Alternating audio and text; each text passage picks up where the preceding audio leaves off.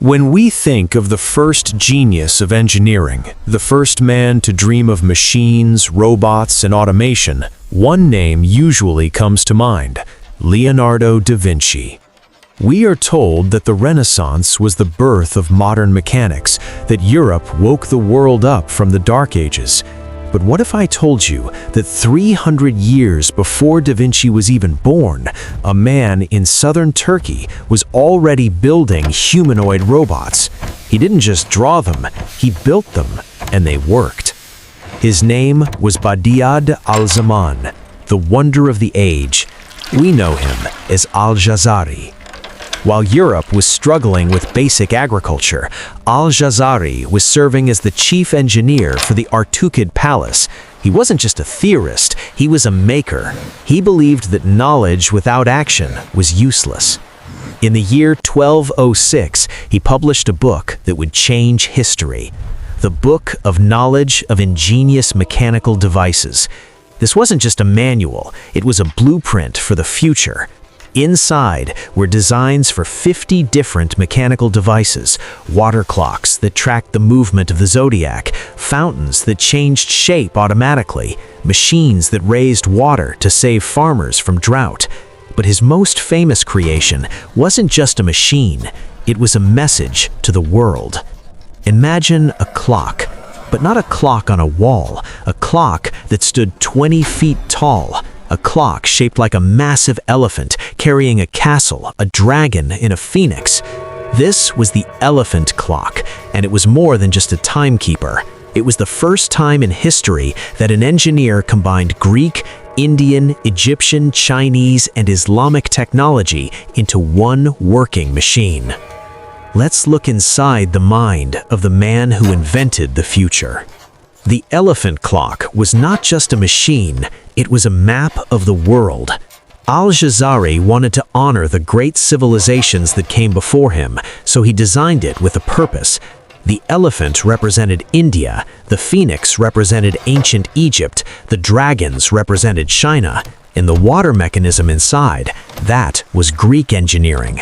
And sitting on top, wearing a turban, was a Saladin-like figure. It was the first time in history a machine was built to celebrate diversity.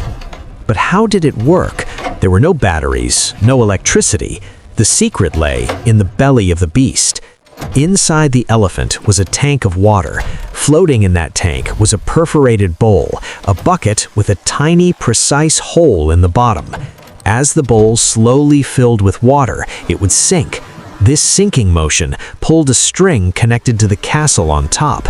Every 30 minutes, the bowl would become full and sink completely.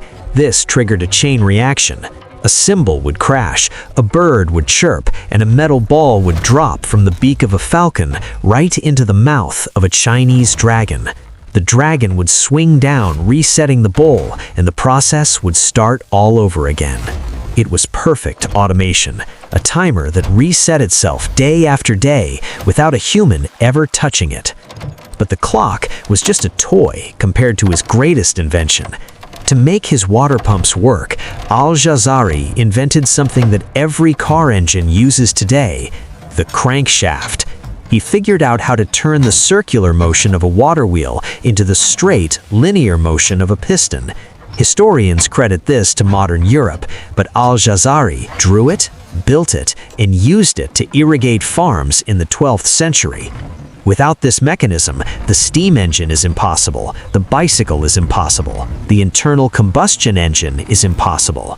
Think about that.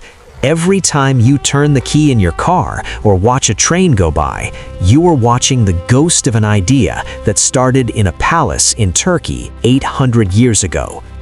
But Al-Jazari wasn't satisfied with just industrial machines. He wanted to create life. We talk about programmable robots today like they are new, but Al-Jazari built a musical robot band in 1206. He designed a boat with 4 mechanical musicians floating on a lake to entertain guests. But here is the genius part. It was programmable. By moving small wooden pegs on a rotating cylinder, he could change the rhythm the drummer played. This was 600 years before the first computer punch card. He had essentially invented the first drum machine. He built a robot that offered you a towel after you washed your hands for wudu. He built a waitress that served drinks. He was obsessed with the idea that machines could serve humanity. So why don't you know his name?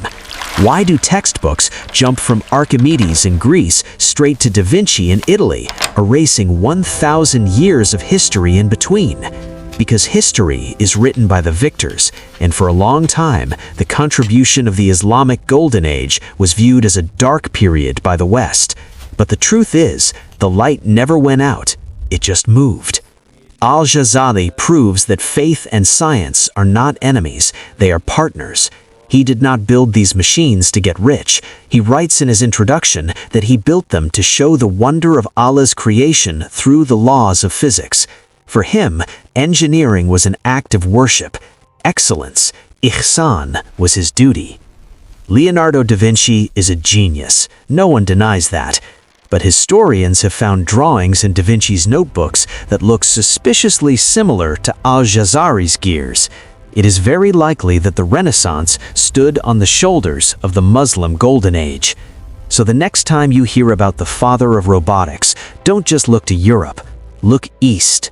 Look to the man who turned time into an elephant and motion into art. The man who proved that the future was actually invented in the past. This is the legacy of the Golden Age, and it is time we remember it.